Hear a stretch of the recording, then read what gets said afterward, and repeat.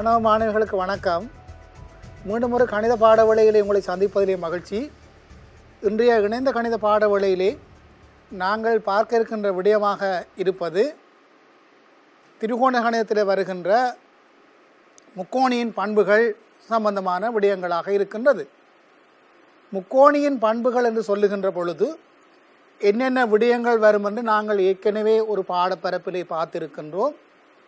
ஆயினும் ஒரு மீட்டலாக சில விடயங்களை கூறிய பின்னர் இன்றைய பாடவேளையை ஆரம்பிக்கலாம் என்று நான் நினைக்கின்றேன். எங்களது பாடப்பரப்பில் இருக்கின்ற விடயமாக இந்த சைன் விதி, கொசைன் விதி என்ற இரு விதிகளும் இந்த விதிகளின் பிரயோகங்களும் அடங்கிய கணக்குகள் தான் எங்களிடம் இருக்கின்றன. ஆகவே அதாவது இந்த விதிகளை பாவித்து பிரச்சனைகளை தீர்த்தல் எங்களிடம் எதிர்பார்க்கப்படுகின்ற ஒன்று.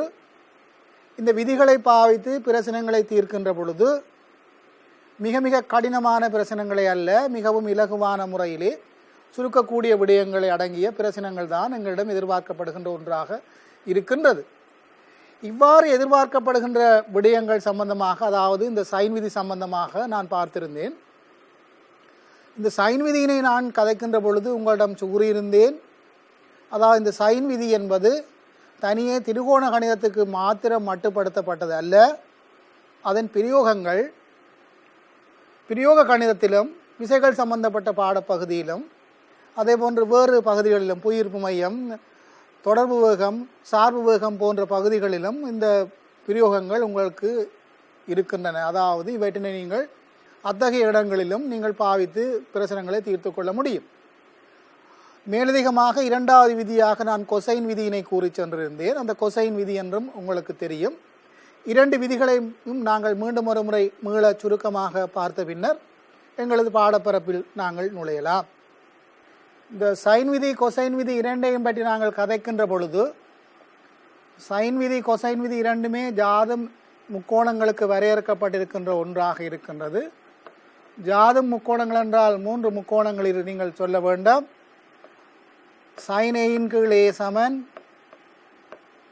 சைன் பியின் கீழ் பி சமன், சைன் சியின் கீழ் சி சமன் என்றவாறு ஒரு விதியும், அதாவது இதை நாங்கள் சைன் விதி என்று சொல்லுவோம். கொஸ் என்று சொல்லுகின்ற பொழுது கொஸ் ஆனது மூன்று கோணங்களுக்கும் தனித்தனியே சொல்லப்பட வேண்டும்.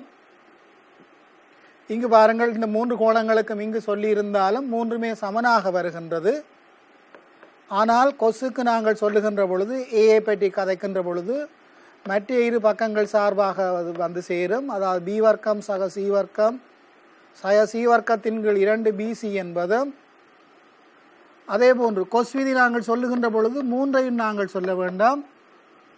கொஸ் பி என்று சொன்னால் இது ஏ வர்க்கம் சக சி வர்க்கம் சய பி வர்க்கம் முழுவதின் கீழ் 2 ஏசி என்றும், அதே போன்று கொஸ்சியை நாங்கள் கதைக்கின்ற பொழுது ஏ வர்க்கம் சக பி வர்க்கம் சய சி வர்க்கத்தின் கீழ் 2 ஏபி என்றவாறு கொஸ் விதியையும் நாங்கள் கதைப்போம். ஆகவே சைன் விதி, கொசைன் விதி ஆகிய 2 விதிகள் இருக்கின்றன. இந்த 2 விதிகளையும் பற்றி உங்களுக்கு தெரிந்திருத்தல் வேண்டும். இவற்றினுடைய பிரயோகங்கள் எங்கு இருக்கின்றது என்பதும் உங்களுக்கு தெரிவிக்க வேண்டும். அதாவது சைன் விதியினுடைய பிரயோகமாக விசை முக்கோணத்தை நான் கூறியிருந்தேன். அதே போன்று இந்த கொஸ் விதியினுடைய பிரயோகமாக விசை இணைகர விதி வருகின்றது. அந்த விசை இணைகர விதிக்கு இந்த கொஸ் விதியினுடைய பிரயோகத்தினை நாங்கள் ஒரு முறை பார்ப்போம். விசை இணைகர விதி என்பது ஒரு புள்ளியிலே தாக்குகின்ற 2 விசைகளை பற்றி பேசுகின்ற ஒன்று.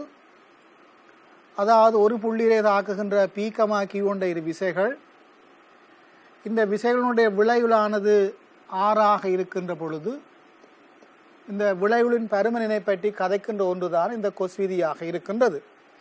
இது விசைகள் சம்பந்தமாக நீங்கள் ஆரம்பத்திலே கற்கின்ற ஒரு பாடத்தொகுதியாக இருக்கின்றது.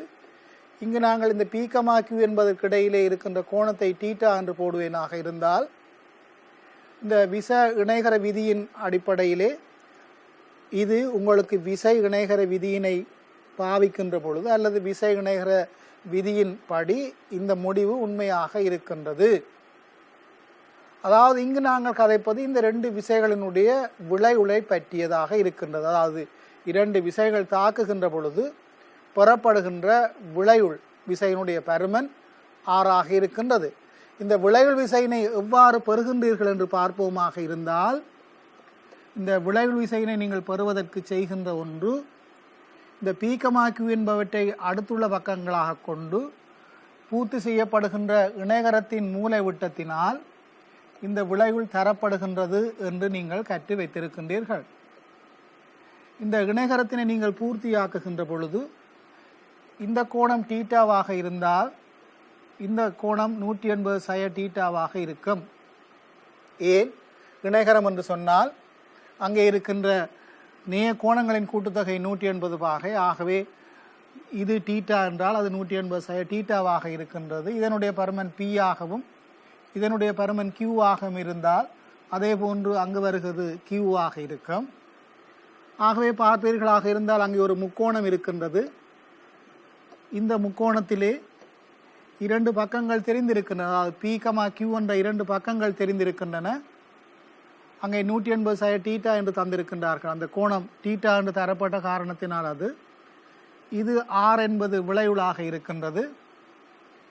ஆகவே அந்த ஆரை நாங்கள் காண வேண்டுமாக இருந்தால் 3 பக்கங்கள் இருக்கின்றன. 3 பக்கங்களில் 2 பக்கங்களின் நீளங்கள் P, Qவின் பெருமானங்கள் தெரியும். ஆறினுடைய நீளத்தை நாங்கள் காண வேண்டுமாக இருந்தால் நாங்கள் கொஸ் விதியினை பாவிக்கின்ற பொழுது எங்களுக்கு கிடைக்கும் கொஸ் 180 சய டீட்டா என்பது இரண்டினதும் வர்க்கங்களின் கூட்டுத்தொகை P வர்க்கம் சக Q வர்க்கம் சய R வர்க்கம் முழுவதின் கீழ் 2PQ என்பது எங்களுக்கு கிடைக்கும். ஆகவே கொஸ் 180 சய டீட்டாவை நீங்கள் பார்ப்பீர்களாக இருந்தால் கொஸ் 180 சய டீட்டா என்பது எங்களுக்கு கிடைக்கின்றது. இது சய டீட்டா என்று வருகின்ற காரணத்தினால் எங்களுக்கு வரும் கொஸ் 180 சய டீட்டா என்கிற பொழுது 2ஆம் கால்வட்டத்திலே வருகின்ற கோணம். அப்போ சய 2 கொஸ் டீட்டா என்பது எங்களுக்கு 2 கொஸ் டீட்டா தர PQ என்பது எங்களுக்கு வருகின்றது. அது சமன் P வர்க்கம் சக Q வர்க்கம் சய R வர்க்கம் என்று கிடைக்கும். ஆகவே இதிலிருந்து எங்களுக்கு R வர்க்கத்தினுடைய பெருமானம் P வர்க்கம் சக Q வர்க்கம் சய இதை சுருக்குகின்ற பொழுது சக 2PQ கொஸ்டீட்டா என்பது உங்களுக்கு விடையாக வந்து கிடைக்கின்றது. R வர்க்கத்தினுடைய பெருமானம் P வர்க்கம் சக Q வர்க்கம் சக 2PQ கொஸ்டீட்டா என்பதாக வந்து கிடைக்கின்றது. ஆகவே மாணவ மாணவிகளை நீங்கள் பாருங்கள், நாங்கள் விசைகணையறை விதியிலே பாவிக்கின்ற இந்த முடிவு, அதாவது R வர்க்கம் சமன் P வர்க்கம் சக Q வர்க்கம் சக 2PQ கொஸ்டீட்டா என்று இங்கு பாவிக்கின்ற முடிவும் அங்கு வருகின்ற முடிவும் ஒன்றாகவே வந்து அமைவதை நீங்கள் காணலாம். அதாவது டீட்டா என்றால் அது 180 சய டீட்டா. ஆகவே விசைகணையறை விதியினை நீங்கள் பாவிக்கலாம், அல்லது அங்கு நீங்கள் கொசைன் விதியை நீங்கள் பாவித்து அந்த முடிவினை நீங்கள் பெற்றுக்கொள்ள முடியும்.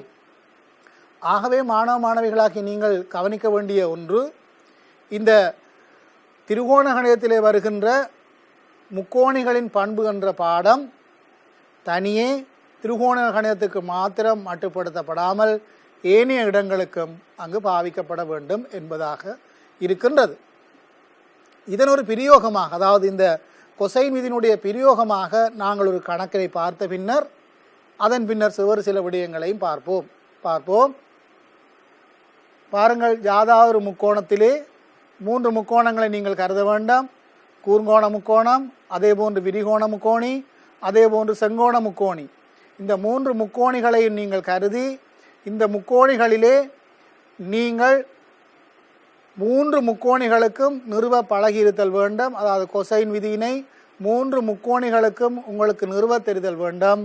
3 முக்கோணிகளுக்கும் உரிய நிறுவல்கள் உங்களுக்கு தெரிந்து அந்த 3 முக்கோணிகளுக்கும் உரிய நிறுவல்களை நீங்கள் எழுதுகின்ற பொழுதுதான் உங்களுக்கு கொசைன் விதியை நிறுவச் சொன்னால் அந்த நிறுவலுக்கான புள்ளிகள் கிடைக்கும் என்பதை நீங்கள் மறந்துவிடக்கூடாது. இங்கு பாருங்கள், முக்கோணங்கள் இருக்கின்றன. முக்கோணத்திலே ஏயிலிருந்து பக்கம் பிசிக்கு வரையப்பட்ட அடி தரப்பட்டிருக்கின்றது. அந்த அடியினை நாங்கள் குறித்திருக்கின்றோம்.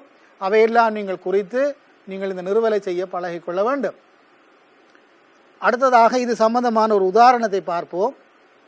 முக்கோணம் ஏபிசியில் ஏ சமன் 5 சி சமன் 3 சென்டிமீட்டர் பி சமன் பையன்கள் 4 ஆயின் பியின் பரிமாணத்தை கேட்டிருக்கின்றார்கள். முக்கோணம் ஏபிசி என்ற ஒரு முக்கோணம் தரப்பட்டிருக்கின்றது. இந்த ஏபிசி என்ற முக்கோணத்திலே 2 கோணங்களின் பரிமாணம் தந்திருக்கின்றார்கள். ஏபிசி என்ற முக்கோணம் என்றால் இந்த ஏபிசி என்ற முக்கோணத்தினை நீங்கள் கீறிக்கொள்ள வேண்டாம். ஏபிசி என்ற முக்கோணத்தை நீங்கள் கீறிய பின்னர் ஏயினுடைய பரிமாணம், பியினுடைய பரிமாணம், சியினுடைய பரிமாணம் எங்களுக்கு தந்திருக்கின்றார்கள். அந்த பரிமாணங்களை நீங்கள் குறிக்க பழகிக்கொள்ள வேண்டாம். ஏயினுடைய பரிமாணமாக 5 இருக்கின்றது, பியினுடைய பரிமாணமாக 3 இருக்கின்றது. இந்த கணக்கினை ஒரு முறை பார்ப்போம். ஏ கமா பி கமா சி என்பன பக்கங்களின் நீளங்களாக இருக்கின்றன. ஏயினுடைய பரிமாணமாக 3 தந்திருக்கின்றார்கள். ஏயினுடைய பரிமாணமாக 5 தரப்பட்டிருக்கின்றது. சியினுடைய பரிமாணமாக 3 தரப்பட்டிருக்கின்றது. கோணம் பியினுடைய பரிமாணமாக 45 என்று தந்திருக்கின்றார்கள். ஆகவே இங்கு ஏ கமா பி கமா சி தந்திருக்கின்ற பொழுது ஏனையவற்றை நாங்கள் காணப்போகின்றோம் என்று வைத்துக் கொள்ளுங்கள். நாங்கள் பியை காணப்போகின்றோம். அதே போன்று மற்ற கோணங்களையும் எங்களால் கணிக்க முடியும். நாங்கள் பியை காண வேண்டுமாக இருந்தால் இந்த முக்கோணத்திலே நாங்கள் கொசைன் விதியினை பாவிக்க வேண்டும். கொசைன் விதியினை நாங்கள் பாவிக்கின்ற பொழுது, பொதுவாக இந்த கொசைன் விதியை நீங்கள் பாவிக்கின்ற பொழுது வளமையாக எழுதுவது போன்ற சூத்திரத்தை நீங்கள் எழுதுங்கள். கொஸ் பையன்கள் 4 என்பது இந்த 2 பக்கங்களினதும் கூட்டுத்தொகை 5 வர்க்கம் சக 3 வர்க்கம். அதாவது இந்த வர்க்கம் அது சய இந்த பி வர்க்கமாக இருக்கின்றது. முழுவதின் கீழ் 2 தரம் இவை 2 பெருக்கமாக இருக்கின்றது. ஏயினதும் சியினதும் பெருக்கமாக இருக்கின்றது. இதுதான் கொஸ் பையன்கள் 4 பரிமாணமாக இருக்கின்றது. கொஸ் பையன்கள் 4 என்பது 1 கீழ் வர்க்கமூலம் 2 என்ற காரணத்தினால் இங்கு 5 வர்க்கம் 25 சக 3 வர்க்கம் 9 சய பி வர்க்கம் முழுவதின் கீழ் பெருக்குகின்ற பொழுது 30 என்பது கிடைக்கும். ஆகவே இதனை நாங்கள் மேலும் சுருக்குவமாக இருந்தால் இந்த 30 இந்த 1 கீழ் வர்க்கம் 2 குறுக்கு பெருக்கம் செய்கின்ற பொழுது எங்களுக்கு வருகின்ற விடையாக 15 வர்க்கமூலம் 2 என்பது கிடைக்கும். 25ஐயும் 9ஐயும் கூட்டுகின்ற பொழுது 34 சய பி வர்க்கம் என்பது எங்களுக்கு கிடைக்கும். ஆகவே பி வர்க்கத்தை நாங்கள் காணுவோமாக இருந்தால் பி வர்க்கத்தினுடைய பெருமானம் 34 சய 15 வர்க்கமூலம் 2 ஆக இருக்கும். பி வர்க்கத்தினுடைய பெருமானம் 34 சய 15 வர்க்கமூலம் 2 ஆக இருக்கும். ஆகவே பியினுடைய பெருமானம் என்று சொன்னால் இந்த கோவையினுடைய வர்க்கமூல பெருமானமாக இருக்கும். இந்த கோவையினுடைய வர்க்கமூல பெருமானமாக இருக்கின்றது. பொதுவாக ஒரு கோவையினுடைய வர்க்கமூல பெருமானத்தை நீங்கள் வளமையாக கணக்குகளிலே காணுகின்ற பொழுது நீங்கள் எக்ஸ் வர்க்கம் சமன் 25 என்று உங்களுக்கு எங்காவது கிடைத்திருந்தால் நீங்கள் எக்ஸை காணுகின்ற பொழுது எக்ஸ் சமன் சக அல்லது சய வர்க்கமூலம் 25 என்று எழுதி அதன் பின்னர் எக்ஸ் சமன் சக அல்லது சய 5 என்று எழுதுவதுதான் வளமையான முறையாக இருக்கின்றது. இந்த வளமையான முறைக்கு மறுதலையாக நாங்கள் இங்கு பாருங்கள் பியை காணுகின்ற பொழுது சக அல்லது சய என்பதை நான் இங்கு இடவில்லை. நான் இங்கு ஏன் அதை இடவில்லை என்பதற்கு காரணம் இருக்கின்றது. வளமையாக எக்ஸ் வர்க்கம் சமன் என்று வருகின்ற பொழுது எக்ஸினுடைய பெருமானம் நேராக இருக்கலாம் அல்லது மறையாக இருக்கலாம். ஏன்? நேரொன்றை வர்க்கிக்கின்ற பொழுதும் மறையொன்றை வர்க்கிக்கின்ற பொழுதும், அதாவது நேர் எண்ணொன்றை வர்க்கிக்கின்ற பொழுதும் மறை எண்ணொன்றை வர்க்கிக்கின்ற பொழுதும் கிடைப்பது நேராக இருக்கும். ஆனால் மறுவளையமாக நாங்கள் செய்கின்ற பொழுது எக்ஸ் வர்க்கம் சமன் 25 என்று சொன்னால் எக்ஸை காணுகின்ற பொழுது நான் முன்னர் கூறியதற்கேற்ப எக்ஸினுடைய பெருமானங்கள் நேர்பெருமானமாகவும் இருக்கலாம் அல்லது மறைப்பெருமானமாகவும் இருக்கலாம். ஆகவே நாங்கள் நேர் அல்லது மறை என்று போட்டு செய்ய வேண்டும். ஆனால் இங்கு நாங்கள் காண்பது ஒரு பக்கத்தின் நீளம் என்ற காரணத்தினால் பக்கத்தின் நீளம் ஒருபோதும் மறைப்பெருமானமாக இருக்க மாட்டாது.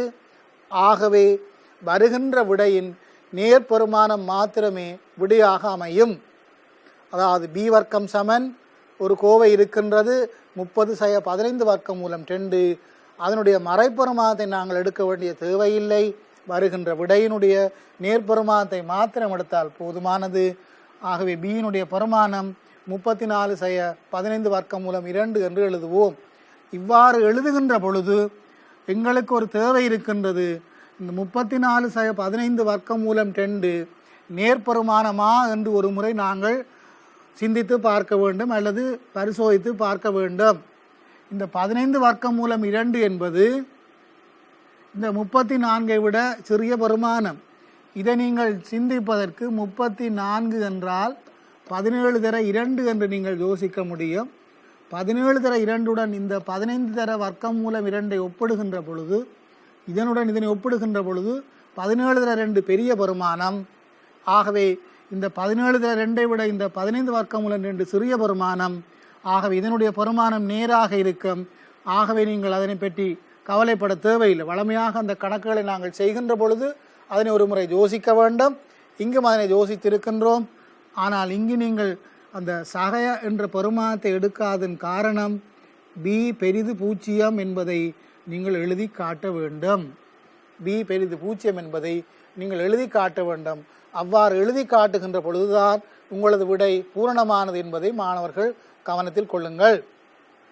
அடுத்ததாக இது சம்பந்தமான மேலதிக வினா ஒன்றையும் பார்ப்போம். முக்கோணம் ஏபிசியில் சைன் ஏன்கள் 4 சமன், சைன் பீன்கள் 5 சமன், சைன் சீன்கள் 6 சமன் என்பன சமனாக இருக்கின்றது. ஆகவே கொஸ்ஏ சக கொஸ்பி சக கொஸ்சியின் பெருமானத்தை காண்க என்று கேட்டிருக்கின்றார்கள். அதாவது கொஸ்ஏயினதும் கொஸ்பியினதும் கொஸ்சியினதும் கூட்டுத்தொகை எவ்வளவு என்று கேட்டிருக்கின்றார்கள். இந்த வினாவை நீங்கள் செய்வதற்கு உங்களுக்கு தரப்பட்டிருக்கின்ற விடயங்களை கொண்ட ஒரு படத்தினை நீங்கள் கீறி வைத்துக் கொள்ளுதல் நன்றாக இருக்கும். எங்களிடம் இருப்பது என்ன? சைன் ஏயின் கீழ் 4 சமன், சைன் பியின் கீழ் 5 சமன், சைன் சியின் கீழ் 6 என்று எங்களிடம் தந்திருக்கின்றார்கள். எங்களிடம் தந்திருக்கின்ற விடயம் சைன் ஏன்கள் 4 சமன், சைன் பீன்கள் 5 சமன், சைன் சீன்கள் 6 என்று தந்திருக்கின்றார்கள். அதாவது சைன் விகிதங்கள் தந்திருக்கின்றார்கள். இதை பார்த்தவுடன் ஏ சமன் 4, பி சமன் 5, சி சமன் 6 என்று எழுத தோன்றலாம் உங்களுக்கு. ஏனென்று சொன்னால் வழமையாக இதற்கு ஒத்ததாக இருக்கின்ற சைன் விதி சைன் ஏயின் கீழ் ஏ சமன் சைன் பியின் கீழ் பி சமன் சைன் சியின் கீழ் சி. வழமையாக இங்கு வருகின்றது ஏ கமா பி கமா சி ஆக இருக்கின்ற இதில் வழமையாக நாங்கள் ஏ கமா பி கமா சியை தான் எழுதுவோம். அதற்கு இதனை ஒப்பிட்டு நாங்கள் இங்கு இருப்பது ஏ சமன் 4, பி சமன் 5, சி சமன் 6 என்று எழுதுவீர்களாக இருந்தால் இது தவறான ஒன்றாக இருக்கும். இது தவறானது, அதாவது இது பிழை. ஆயினும் இவ்வாறு நீங்கள் எழுதினாலும் உங்களுக்கு விடை வந்து சேரும். ஏன் விடைக்கும் இவ்வாறு எழுதுவதற்கும் சிறிது தொடர்பு இருக்கின்றது. ஏ சமன் 4, பி சமன் 5, சி சமன் 6 என்று எழுதுவீர்களாக இருந்தால் உங்களுக்கு கொஸ்ஏயினுடைய பெருமானம் கிடைக்கும். கொஸ்ஏயினுடைய பெருமானம் வழமையாக என்ன? பி வர்க்கம் சக சி வர்க்கம் சய ஏ வர்க்கத்தின் கீழ் 2 பிசி என்பது கொஸ்ஏயினுடைய பெருமானம். பி வர்க்கத்தினுடைய பெருமானம் 5 வர்க்கம், சி வர்க்கத்தினுடைய பெருமானம் 6 வர்க்கம், சய 4 வர்க்கத்தின் கீழ் 2 தர பியினுடைய பெருமானம் 5 தர சியினுடைய பெருமானம் 6. இதை நீங்கள் சுருக்குவீர்களாக இருந்தால் 25 சக 36 16 முழுவதின் கீழ் 60 என்று விடையாக கிடைக்கும். அதனை நீங்கள் மேலும் சுருக்குகின்ற பொழுது 25 36 நீங்கள் சுருக்குவீர்களாக இருந்தால் இது 45 கீழ் 60 என்று வந்து எங்களுக்கு வருகின்ற விடை 3 கீழ் 4 ஆக இருக்கும். இதுதான் கொசையினுடைய பெருமானமாக இருக்கும். ஆயினும் இவ்வாறு செய்தல் தவறானது. ஏன் தவறானது என்று சொல்லி இப்பொழுது நாங்கள் பார்ப்போம். பாருங்கள், உண்மையில் ஏயினுடைய பெருமானம் 4 இருந்தாலும் இதே விடை வரும். ஏயினுடைய பெருமானம் 40 இருந்து பியினுடைய பெருமானம் 50 இருந்து சியினுடைய பெருமானம் 50 இருந்தாலும் எங்களுக்கு அந்த விடை இதே போன்ற விடை வந்து சேரும். எல்லா இடமும் நாங்கள் போடுகின்ற பொழுது இதே மாதிரியான ஒரு விடை தான் எங்களுக்கு வந்து சேரும். மேலும் 100 நாள் சுருக்குகின்ற பொழுது இந்த விடைக்குத்தான் அது வந்து சேரும். ஆகவே அங்கு சரியாக இருக்கும். ஆகவே 4 5 6க்கு பதிலாக நீங்கள் அந்த மடங்கிலே எதனை போட்டு செய்தாலும் உங்களுக்கு விடை வரும். ஆனால் நீங்கள் செய்த முறை தவறானது. ஏன்? இது எல்லா வகையான, அதாவது 4 5 6 ஆகுமாறு அமைகின்ற எல்லா முக்கோணங்களுக்கும் நீங்கள் செய்ய வேண்டும். நீங்கள் செய்திருப்பது குறித்த ஒரு வகையான முக்கோணங்களுக்கு என்ற காரணத்தினால் உங்களுக்கு அதுக்குரிய புள்ளிகள் கிடைக்க மாட்டாது. இதனை எவ்வாறு செய்வது, எவ்வாறு சரியான முறை என்று சம்பந்தமாக நாங்கள் இப்பொழுது பார்ப்போம். சைன் ஏன்கள் ஏ சமன், சைன் பீன்கள் பி சமன், சைன் சீன்கள் 6 என்று தந்திருக்கின்றார்கள். இதனை நாங்கள் ஒரு கே என்று எடுப்போமாக இருந்தால், அதாவது சைன் ஏயின் கீழ் 4 சமன், சைன் பியின் கீழ் 5 சமன், சைன் சியின் கீழ் 6 சமன், ஒரு கே என்று நாங்கள் எடுப்போமாக இருந்தால், நீங்கள் கே என்று போடலாம் அல்லது வேறொரு குறியீட்டினை நீங்கள் போடலாம். நான் இதில் கே என்றதை போட்டுக்கின்றேன். அவ்வாறு இதை கே என்று எடுப்பீர்களாக இருந்தால் எனக்கு வரும் சைன் ஏயினுடைய பெருமானம் 4k என்று கிடைக்கும். அதே போன்று சைன் பியினுடைய பெருமானம் 5k என்று கிடைக்கும். அதே போன்று சைன் சியினுடைய பெருமானம் எனக்கு 6k என்று கிடைக்கும். இதென கிடைக்கின்ற ஒரு முடிவாக இருக்கின்றது.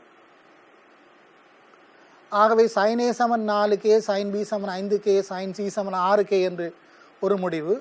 ஆனால் எங்களுக்கு வழமையான சைன் விதியின்படி, வழமையாக நாங்கள் எழுதுகின்ற சைன் விதியின்படி சைன் ஏயின் கீழ் ஏ சமன், சைன் பியின் கீழ் பி சமன், சைன் சியின் கீழ் சி சமன்.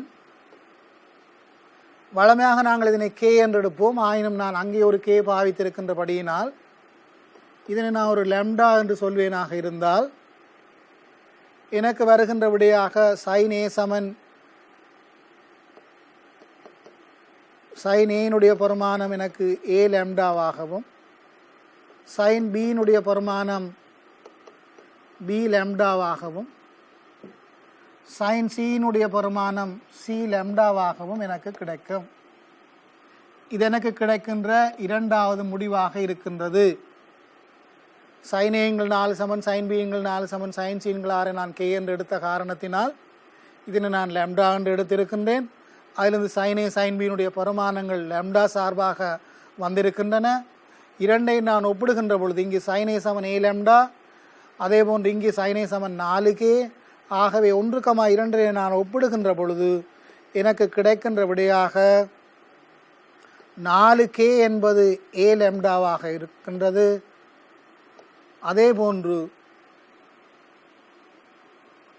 5k என்பது பி லெம்டாவாக இருக்கின்றது. அதே போன்று 6k என்பது சி லெம்டாவாக இருக்கின்றது. ஏ எனக்கு கிடைக்கும் 4 தரம் கேயின் கீழ் லெம்டா என்றவாறு ஏக்கம். அதே போன்று பி என்பது 5 தர கேயின் கீழ் லெம்டா என்ற வாரம், சி என்பது 6 தர கேயின் கீழ் லெம்டா என்ற வாரம் எனக்கு ஒரு முடிவு கிடைக்கின்றது. பாருங்கள், எனக்கு கிடைத்திருக்கின்ற முடிவை ஏ கமா பி கமா சி என்பவற்றுக்காக எனக்கு கிடைத்திருக்கின்ற முடிவு 4 கேயின் கீழ் லெம்டா, கேயின் கீழ் லெம்டா, 6k/λ. ஆகவே அங்கு நாங்கள் ஆரம்பத்திலே a = 4, b = 5, c = 6 என்று எடுத்தது போன்ற, அதாவது இந்த 4, 5, 6 என்பது போன்ற ஒரு சமனான விடைகள் எனக்கு கிடைத்திருக்கின்றது. இந்த சமனான விடைகளை நான் பாவித்து கொண்டு நான் cos A, cos B, cos C நான் காண வேண்டும். அதனை எவ்வாறு காண்பது என்பது சம்பந்தமாக இப்பொழுது நாங்கள் பார்ப்போம். ஏனுடைய பெருமானத்தை நான் 4k/λ என்றவாறு கண்டிருந்தேன். அதனை நான் வேறொரு λ1 என்று நான் போட்டுக்கொள்கின்றேன். அதே போன்று பியினுடைய பெருமானம் 5λ2 என்று கிடைத்திருக்கின்றது. அதே போன்று சியினுடைய பெருமானம் 6λ2 என்று கிடைத்திருக்கின்றது. இவ்வாறு எழுதிய பின்னர் இங்கு நாங்கள் λ2 என்று கருதுவது என்ன என்பதை நீங்கள் போட்டுக்கொள்ள வேண்டும். λ2 என்பது என்ன? அதாவது k/λவை பியினுடைய பெருமானம் 5λ1, அதே போன்று சியினுடைய பெருமானம் 6λ1 என்று கிடைக்கின்றது. நான் இங்கு λ1ஐ மேலதிகமாக பாவிக்கின்றேன். ஆகவே λ1 என்பது என்ன என்று நீங்கள் எழுதி கொள்ள வேண்டும். λ1 என்பது k/λ என்பதை நான் λ1 என்று பாவிக்கின்றேன். இதிலிருந்து நான் வழமை போன்று cos Aயினுடைய பெருமானம், cos Aயினுடைய பெருமானம் உங்களுக்கு தெரியும். cos என்றால் இங்கே A வருகின்ற பொழுது b வர்க்கம் சக c வர்க்கம் சய a வர்க்கம் முழுவதின் கீழ் 2bc என்று வரும். b வர்க்கத்தினுடைய பெருமானம் 5λ. ஆகவே நாங்கள் λவை நாங்கள் பொதுவாக எடுத்துக்கொள்ளலாம். λ1ஐ நாங்கள் பொதுவாக எடுத்துக்கொள்ளுகின்ற பொழுது λ1 வர்க்கம் தரம் b வர்க்கத்தினுடைய பெருமானம் 5 என்று சொல்லுகின்ற பொழுது 25 என்பது கிடைக்கும். சக சி வர்க்கத்தினுடைய பெருமானம் 36, அதே போன்று ஏ வர்க்கத்தினுடைய பெருமானம் 16 முழுவதின் கீழ் 2 தரம். இங்கு b, cக்கு நாங்கள் போடுகின்ற பொழுது bக்கு ஒரு λ1, அதே போன்று cக்கு ஒரு λ1 என்ற காரணத்தினால் அந்த λ1 வர்க்கம் கிடைக்கின்றது. அதே போன்று b-னதும் c-னதும் பெருக்கமாக 5 தர 6 கிடைக்கின்றது. இதனை நீங்கள் சுருக்குவீர்களாக இருந்தால் இந்த λ வர்க்கத்தினுடைய பெருமானம் இல்லாமல் போக 25 தர 36 சய 16 என்று சொன்னால் இதனுடைய பெருமானம் 45ன் கீழ் எங்களுக்கு கிடைப்பது 60 இருக்கின்றது. 45ஐயும் 60ஐயும் சுருக்குகின்ற பொழுது எங்களுக்கு கிடைக்கின்ற விடை 3/4 இருக்கின்றது. அதாவது கொசையினுடைய பெருமானம் 3/4 இருக்கின்றது. கொசையை கணித்த நாங்கள் இதே போன்று மற்றவற்றையும் கணிக்க வேண்டும். அதாவது cos b-ஐ நீங்கள் காணுவீர்களாக இருந்தால் cos b-னுடைய பெருமானம் b என்று சொல்லப்படுகின்ற பொழுது மற்ற இரண்டும் வர வேண்டும். a வர்க்கம் சய c வர்க்கம் சய b வர்க்கத்தின் கீழ் 2ac என்பது இருக்கின்றது. ஆகவே b என்பதற்குரிய பெருமானமாக நீங்கள் போட வேண்டும் 5λ1, அதே போன்று c என்பதற்காக 6λ1, ஏக்காக 4λ1. இங்கு a இருக்கின்றது, எல்லாவற்றுக்கும் வர்க்கம் இருக்கின்றது. ஆகவே இங்கும் λ1 வர்க்கம் பொதுவாக எடுத்து நான் பிரித்து கொள்ள முடியும். ஏயினுடைய பெருமானம் 4 என்ற காரணத்தினால் இது 16, சக சியினுடைய பெருமானம் 6 36, சய பியினுடைய பெருமானமாக 5 என்றால் 25, ஏயினுடைய பெருமானம் λ எல்லாவற்றுக்கும் λ1 பொதுவாக இருக்கின்ற காரணத்தினால் λ1 வர்க்கம் இங்கு 16 சக 36 சக 25 முழுவதின் கீழ் 2 தரம். ஏயினுடைய பெருமானம் 4, சியினுடைய பெருமானம் 6, 2 தரம் 4 தர 6 என்பது கிடைக்கும். இதை நீங்கள் சுருக்க வேண்டும். சுருக்குகின்ற பொழுது 16ஐயும் 36ஐயும் கூட்டுவீர்களாக இருந்தால் 52, 52 25ஐ கழிக்கின்ற பொழுது 27 என்பதும் கீழே நீங்கள் பெருக்குகின்ற பொழுது 48 என்பதும் உங்களுக்கு கிடைக்கும். இதனை மேலும் நீங்கள் சுருக்குவீர்களாக இருந்தால் மேலும் கீழே 3ஆல் சுருக்குகின்ற பொழுது 9/16 என்பது கொஸ்பிக்காக கிடைக்கின்ற பெருமானமாக இருக்கின்றது. அதாவது ஏயினுடைய பெருமானம், பியினுடைய பெருமானம், சியினுடைய பெருமானம் என்பவற்றை பாவித்து நாங்கள் கொஸ் ஏ கொஸ் பியை கண்டிருக்கின்றோம். இதே போன்று நாங்கள் கொஸ் சியினுடைய பரிமாணத்தையும் நாங்கள் காண வேண்டும். கொஸ் சியினுடைய பரிமாணத்தை நான் காண்பதற்கு இதே போன்ற ஒன்று நான் பாவிப்பேனாக இருந்தால், பாருங்கள், கொஸ் ஏ நாங்கள் கண்டிருக்கின்றோம் 3/4. இதனை நாங்கள் அதே போன்று கொஸ் பியும் கண்டிருக்கின்றோம் 9/16. நாங்கள் இப்பொழுது கொஸ் சியை காண விளைகின்றோம். கொஸ் சியினுடைய பரிமாணமாக சியை நான் எழுதுகின்ற பொழுது ஏ வர்க்கம் சக பி வர்க்கம் சய சி வர்க்கத்தின் கீழ் 2ab. அதாவது ஒவ்வொன்றையும் நான் செய்கின்ற நோக்கம் என்னவென்றால், ஒவ்வொன்றையும் நீங்கள் செய்கின்ற பொழுது ஏ வர்க்கம் பி வர்க்கம் சி வர்க்கம் என்றவாறு சொல்லி சொல்லி நீங்கள் செய்கின்ற பொழுது அதிலே உங்களுக்கு பரிச்சயங்கள் வருவது இலகுவாக இருக்கும். ஏயினுடைய பரிமாணம் 4. நான் நேரடியாக லாம்டாவை விடுத்து எழுதலாம். 4னுடைய பரிமாணம் 4 வர்க்கம் சக பியினுடைய பரிமாணம் 5 5 வர்க்கம். அதே போன்று சியினுடைய பரிமாணமாக இருக்கின்ற சியினுடைய பரிமாணமாக இருக்கிற 6 நாங்கள் கழிக்க வேண்டும். சக 6 வர்க்கம் முழுவதின் கீழ் 2 தரம், அங்கே 4 தர 5. இதனை நீங்கள் சுருக்குவீர்களாக இருந்தால் 4 வர்க்கம் 16 சக 5னுடைய வர்க்கம் 25 சய 36 முழுவதின் கீழ் 40 இருக்கும். நீங்கள் சுருக்குவீர்களாக இருந்தால் உங்களுக்கு வருகின்ற விடை 5/40 என்று கிடைக்கும். இதனை சுருக்குகின்ற பொழுது 1/8 இருக்கும். அதாவது கொஸ்சியினுடைய பரிமாணம் 1/8 வந்துவிட்டது. பாருங்கள், கொஸ் ஏ கணித்திருக்கின்றோம் 3/4, கொஸ் பி கணித்திருக்கின்றோம் 9/16, கொஸ் சி கணித்திருக்கின்றோம் 1/8. ஆகவே இந்த 3 பரிமாணங்களையும் கணித்த பின்னர் 3 பரிமாணங்களையும் கட்டாயம் நாங்கள் கணிக்க வேண்டும். ஏன் எங்களிடம் அவ்வாறு தான் கேட்கப்பட்டிருக்கின்றது. கணித்த பின்னர் நாங்கள் மீதமுள்ள விடயங்களை செய்து முடிக்க வேண்டும். பாருங்கள், எங்களிடம் கேட்டிருக்கின்றார்கள் கொஸ் ஏ சக கொஸ் பி சக கொஸ் சியின் பரிமாணம், அதாவது 3 கொசைன் கோணங்கள்னதும் கூட்டுத்தொகையை கேட்டிருக்கின்றார்கள். அந்த கூட்டுத்தொகையை காண்பதற்கு வசதியாக நான் ஒன்றையும் கண்டிருக்கின்றேன். கண்ட பின்னர் நான் பிரதியிடுகின்ற பொழுது எவ்வாறு வருகின்றது என்று பார்ப்போம். பாருங்கள், எங்களிடம் கேட்டது கொஸ் ஏ சக கொஸ் பி சக கொஸ் சியினுடைய பரிமாணம். கொஸ் ஏ சக கொஸ் பி சக கொஸ் சியினுடைய பரிமாணம் எங்களிடம் கேட்டிருக்கின்றார்கள். கொஸ் ஏயினுடைய பரிமாணமாக எங்களிடம் 3/4 இருக்கின்றது. கொஸ் பியினுடைய பரிமாணமாக 9/16 இருக்கின்றது.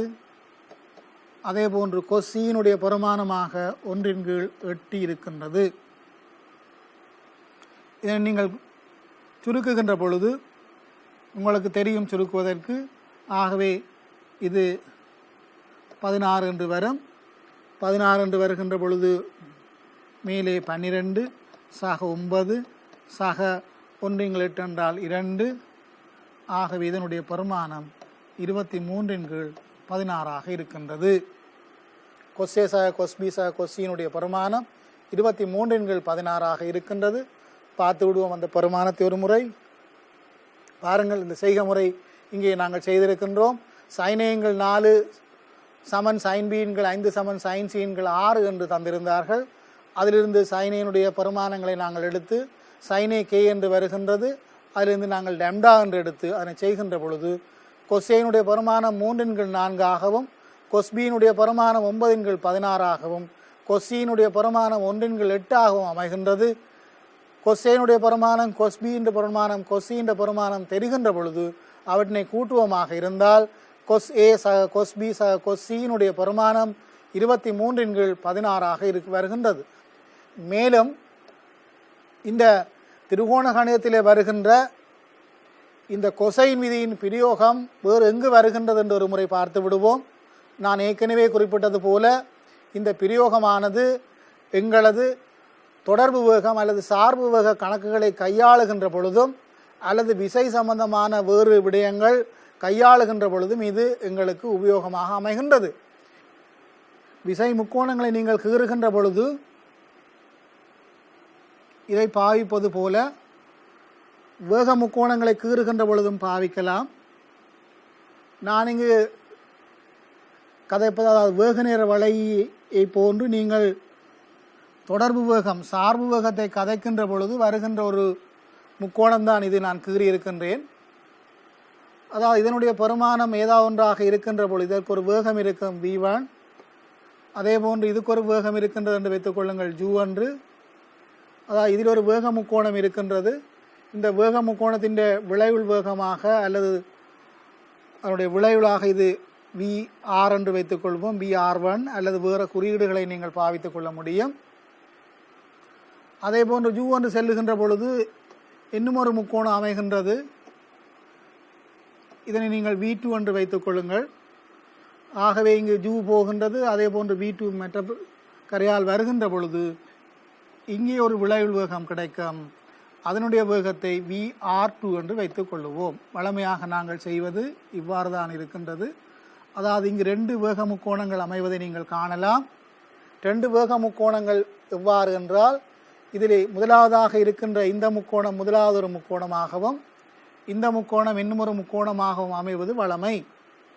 அவ்வாறு 2 வேக முக்கோணங்கள் அமைகின்ற பொழுது இந்த வேக முக்கோணங்களை பாவித்து நாங்கள் v1-னதும் vr2-னதும் அதாவது vr1-னதும் vr2-னதும் பெருமானங்களை எவ்வாறு காணுதல் அல்லது எவ்வாறு கணித்தல் என்பது சம்பந்தமாக இப்பொழுது பார்ப்போம்.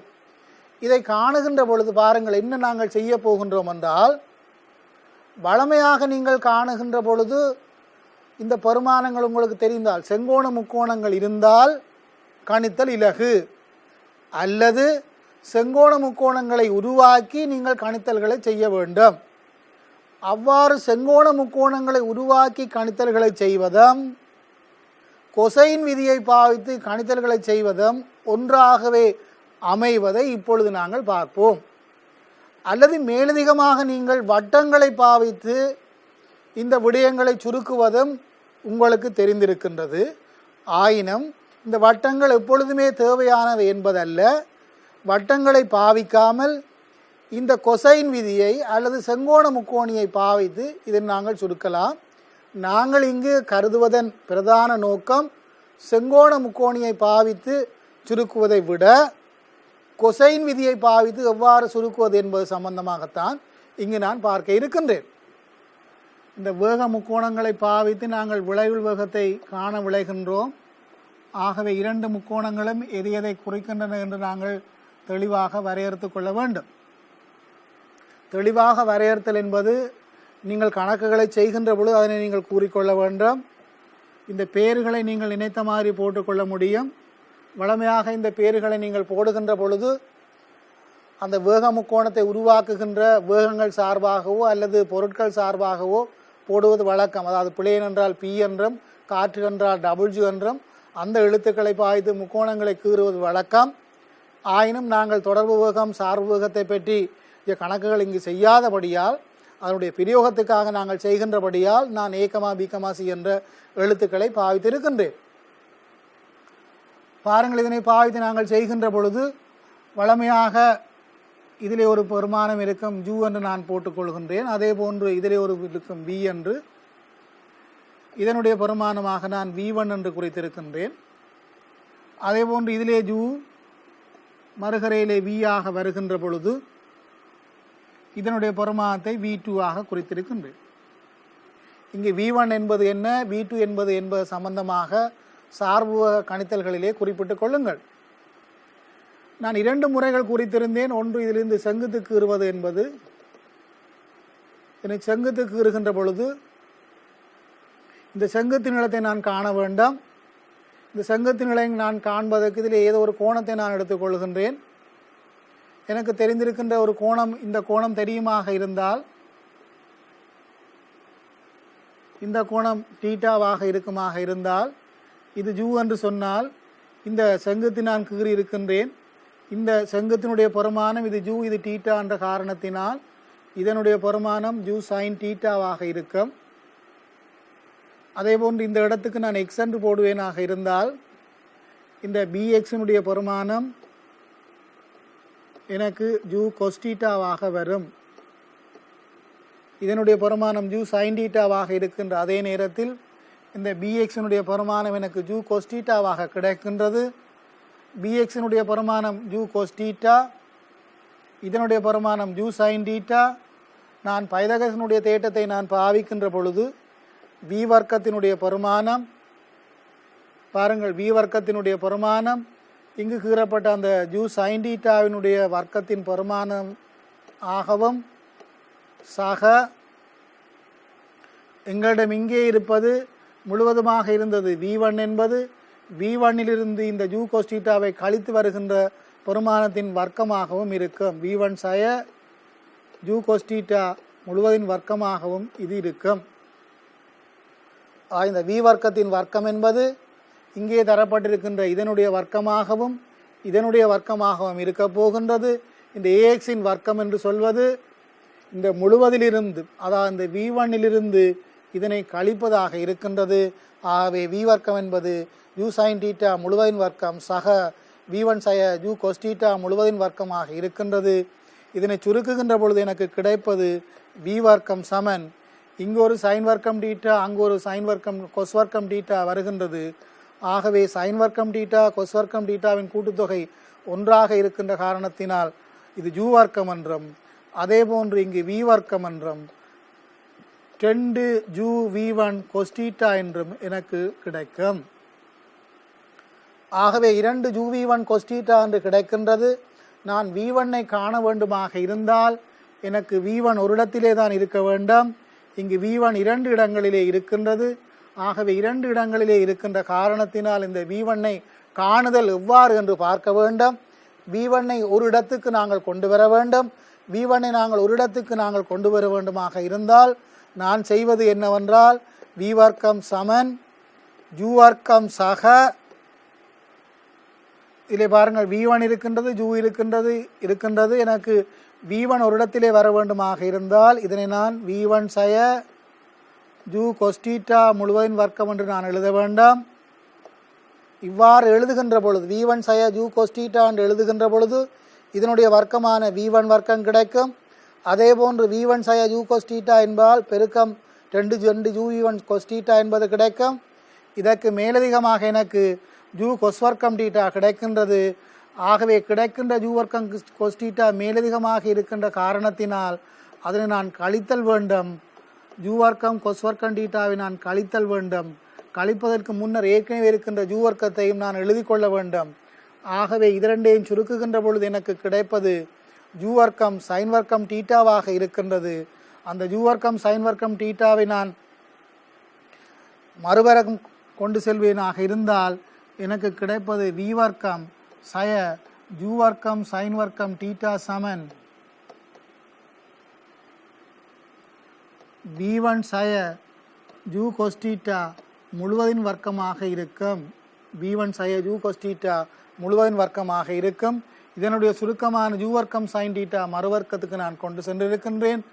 ஆகவே இதனை நான் சுருக்குகின்ற பொழுது மேலதிகமாக எனக்கு கிடைக்கின்ற விடையாக V1 சமன், இதற்கு வர்க்கமூலம் பெற வேண்டாம், V வர்க்கம் சய ஜூ வர்க்கம் சைன் வர்க்கம் டீட்டா, இதனுடைய வர்க்கமூல பெருமானம் சக ஜூ கோஸ் டீட்டா என்பது இந்த V1இனுடைய பெருமானமாக இருக்கின்றது.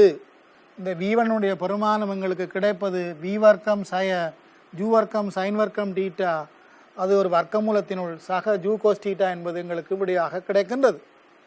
ஆகவே இதனை நான் எவ்வாறு செய்திருக்கின்றேன் என்றால் பாருங்கள், நான் இங்கு பாவித்திருப்பது செங்கோண முக்கோணத்தை பாவித்து செங்கோண முக்கோணத்திலே பைதகரஸை பாவித்து இந்த விடையினை நான் எடுத்திருக்கின்றேன். இதே போன்று மற்றேகரைக்கும் நான் பாவித்து, அதாவது அங்கே இருக்கின்ற கூர்ங்கோண முக்கோணத்திற்கும் இதனை பாவித்து விடையினை பெற முடியும்.